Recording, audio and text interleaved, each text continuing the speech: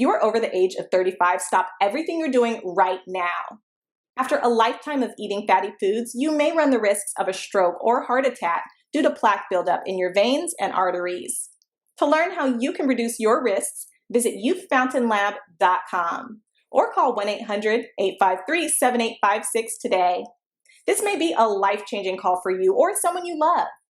Thank you, and we hope to hear from you. These proceedings are concluded. This court is adjourned. All this I did for this motherfucking company? You ever had a great idea stolen from you and didn't know how to go about getting justice? In Charles Ford's The Anatomy of a Corporate Lynching, he takes us behind the scenes of his public copyright and civil rights lawsuit against his employer, Con Edison. In this explosive page-turner, Ford writes of an idea he submitted being taken and used without credit or compensation. In a book where no names have been changed to protect the guilty, Ford details how he stood his ground legally against theft and racial discrimination. Ford's exploration of a corporate lynching attempt inspires readers to pursue justice and fight back legally in the face of corporate opposition and retaliation. The Anatomy of a Corporate Lynching is available on Amazon worldwide in paperback and on Kindle. Find Ford at author Charles Ford on Instagram.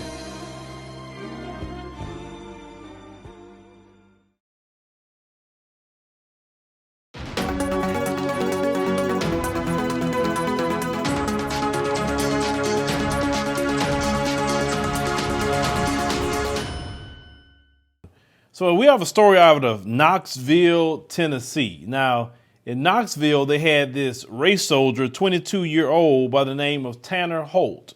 Now, he was an off-duty race soldier at the time period, and he was, you know how they hire police officers to be at the reception halls? A lot of times, at least definitely here in Texas, when you book a reception hall, you have to book the officers as well. It's just kind of like some requirements they normally have, especially when you're serving alcohol.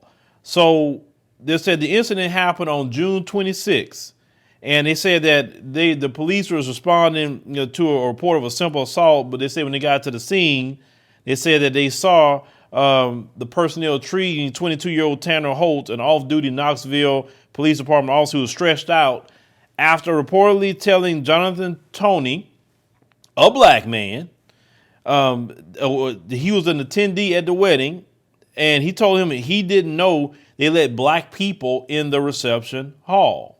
Okay, so Holt said that he was part of the black community, and all attempts to get Holt, who witnesses say was very intoxicated at the time and wouldn't stop spewing racial insults, failed.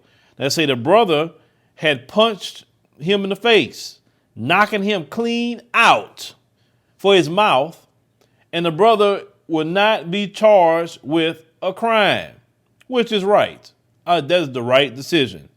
Now, they said out of the four individuals, they say who identifies, they one told the reporters also on July the 6th that he and Holt was in the Marines together, and that the incident is definitely not what some people think. That's what they said. They said, but didn't go into further details. He added that speaking on the matter, that wouldn't be fair to the off-duty officer. It said, but wouldn't explain why. So, however, it said three of the witnesses did confirm to an officer that the events, as stated by our brother, prior to Holt being punched, was very accurate. So the police department came out and they said that they're also investigating because his conduct is breaking policy, even if they're off work.